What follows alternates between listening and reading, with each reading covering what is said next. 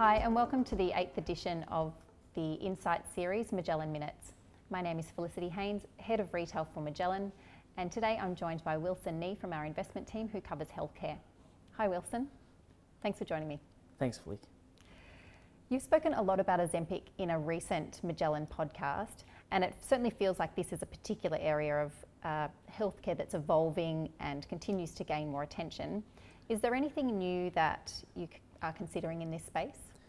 Yeah, so it's actually a space that I've followed quite closely for some time now, and I'd say developments in the weight loss drug space are still quite fluid given we still are in the early stages of reimbursement, so essentially who's going to pay for this thing. And there are also a couple of clinical trials that are still ongoing.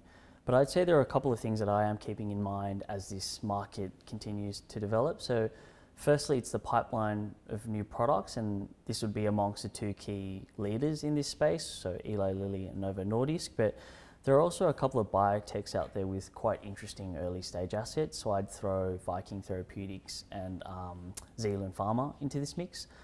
The second point I'm sort of keeping my eye on is supply and manufacturing constraints continuing to improve. Thirdly, it's the development of a non-peptide based pill version of the drug. So here the chemical properties will be quite different to the current weight loss drugs on market, so things like Ozempic. And what this essentially means is it will be a lot cheaper and easier to manufacture. So a lot of those supply constraints will be relieved. We're expecting some important clinical trial data out on this in the first half of 2025. The last thing I'd flag, and it's more of a tail risk, is we are starting to see low-cost scaled Indian and Chinese generics actually ramp up their manufacturing lines to try and capture some of this market. I like this space quite a lot, particularly the two leaders, Eli Lilly and Novo Nordisk.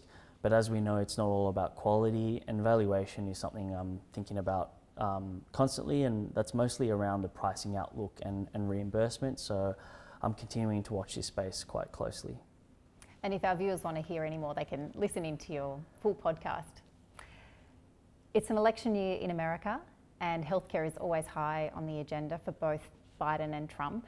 Does this create opportunities or add areas of concern for you when you're doing your research?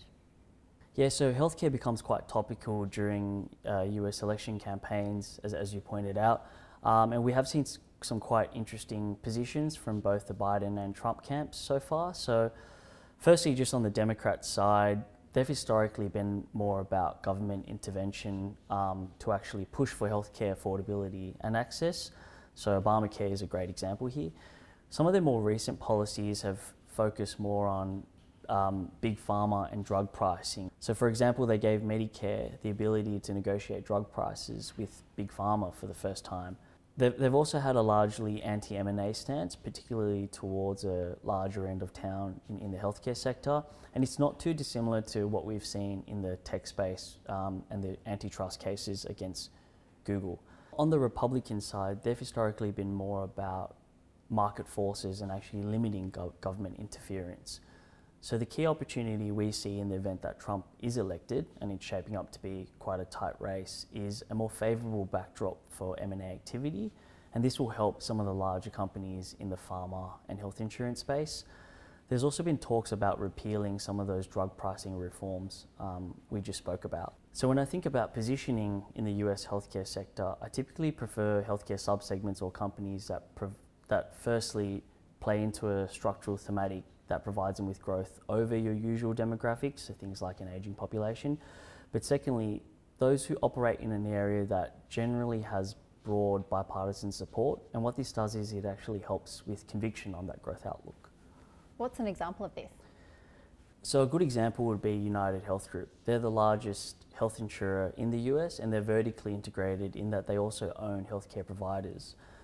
So an easy way to think about this is if Medibank owned the largest GP network and a bunch of surgical centres in Australia. About 25% of total healthcare costs in the US are actually deemed wasteful. So this is through failed or unnecessary care. So a good example of this is a GP referring you to multiple specialists when you actually only really need to see one.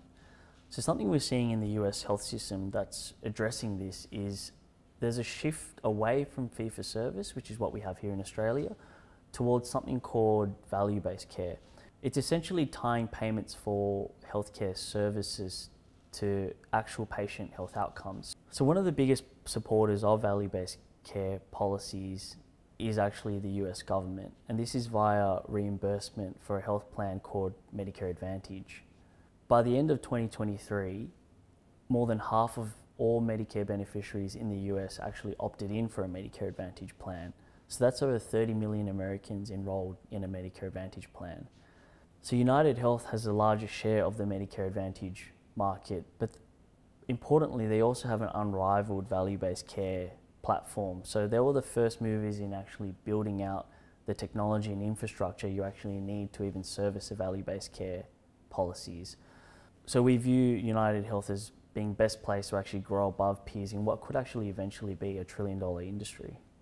So during COVID, we saw big changes to the way that healthcare was delivered. What's happened to the health system since COVID?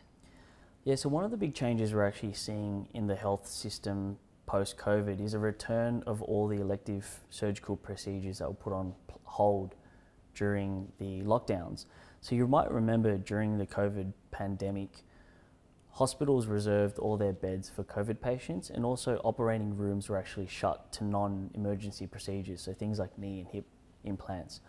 What we're seeing now is all those procedures are actually flowing back into the system. So the big beneficiaries will be, firstly, those who provide the underlying infrastructure. So HCA Healthcare is one we like in this space. They're the largest for-profit hospital provider in the US. And secondly, the companies who actually sell the medical devices that are used in these surgeries. So Stryker is one that we like in this space. They're the global leaders in medical devices like orthopedic implants, but they also sell a lot of the surgical instruments that hospitals use, so endoscopic cameras and hospital beds. So this gives them an additional leg of growth above your usual demographic trends over the short term. What I also think is underappreciated is the longer term growth from hospitals actually improving their operating room efficiency. So Stryker is actually leading the charge. Here, they were the first to actually introduce robotics and software into orthopedic surgeries. And what this does is we're starting to see increased accuracy in surgical procedures, and also error rates are coming down. So not only are patients recovering quicker and actually having a better experience, but complex surgery is actually able to be completed a lot quicker in these operating rooms. So we're actually quite positive on the long-term outlooks for both Stryker and HCA Healthcare. Thanks so much, Wilson. And thanks for joining us today. If you have any further questions, please reach out to the Magellan distribution team, and please feel free to share this video with any colleagues and clients.